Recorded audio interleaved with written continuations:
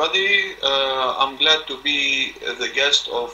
my dear friend Kevork on Syriana Analysis. And this time we will discuss the developments in Afrin and the capture of Afrin by the Turkish Army and the impact of this capture on the whole setting in Syria. First, we need to admit the fact that the fall of Afrin came after the assault by the Turkish army against the city that was held by Kurdish militias led by Saleh Muslim, who refused to abide by an agreement or a proposed agreement by the Russians to accept Syrian troops to enter to the city to defend it against the Turkish attack. Saleh Muslim had in mind to establish a Kurdish zone in northern Syria that could be a first step towards full independence from Syria, and that could be part of a greater Kurdish state that includes northern Iraq and parts of southeastern Turkey and northwestern Iran. This plan was proposed by the United States that needed to establish a corridor that would link the East Mediterranean to the Caucasus and would be under American control through its proxies, the Kurdish party that is led by Saleh Muslim. However, these plans were obstructed by the Turkish army and by the Turkish president Recep Tayyip Erdogan, who feared of the possible division of Turkey and the secession of the Eastern Anatolia region from Turkey. That's why he used this as a pretext to attack Afrin and take hold of it after nearly 2 months of continuous battles in that region. How do we understand all of a sudden the change of tune of the United States of America? The United States is still an ally of Turkey, and at the same time it's an ally of the Kurdish faction led by Saleh Muslim. So the control of Afrin by the Turkish army doesn't contradict with the American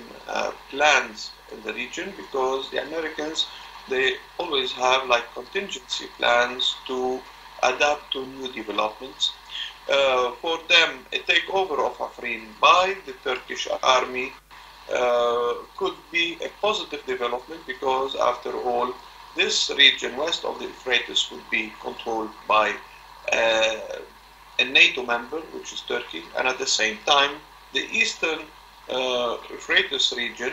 would be under Saleh Muslim control, who is an ally of the United States. So two allies of the United States could be holding northern Syria, dividing control of northern Syria along the border with Turkey, which was the original plan of the United States to divide this Syrian Republic into various entities. At the same time, there was an attack by the Turkish army into Iraqi border regions under the pretext of fighting the PKK party. But this would also fall into the American plan to drive a wedge between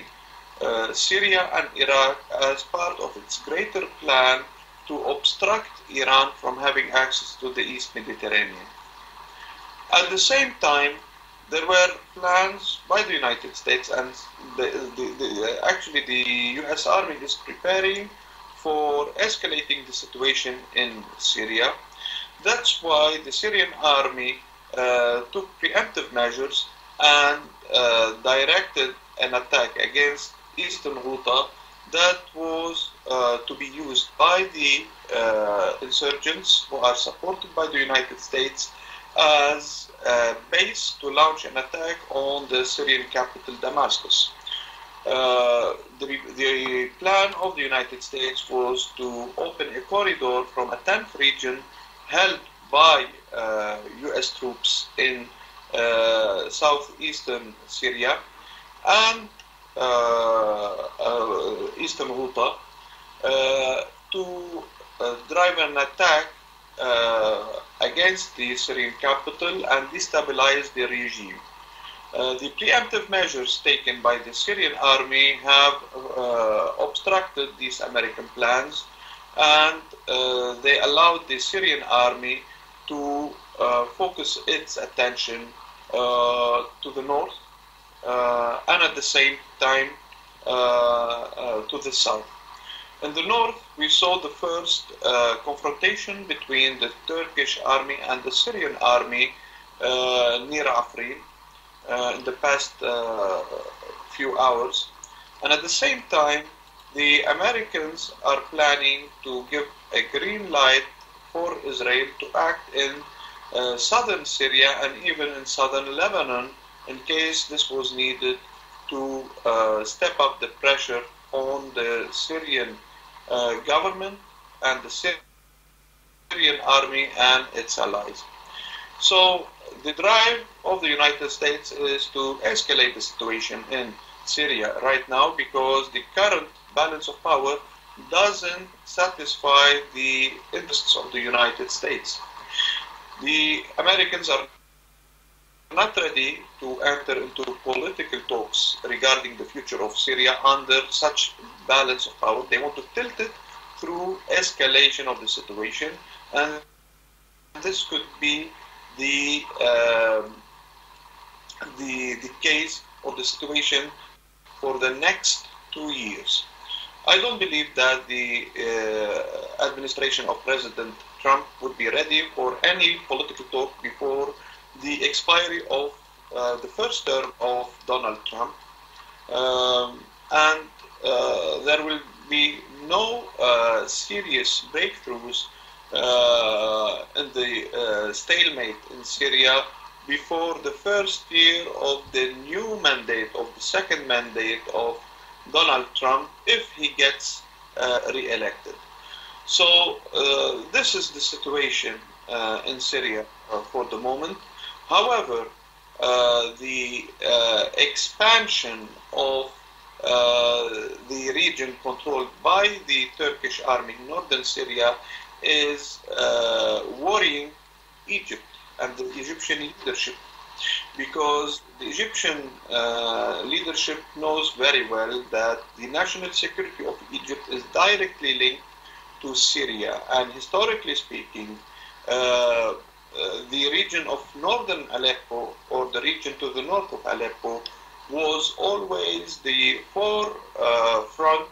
to defend Egypt against any aggression or invasion coming from Anatolia or from Iraq or Mesopotamia. That's why, as the Turkish army expanded its control to the north and west of Aleppo,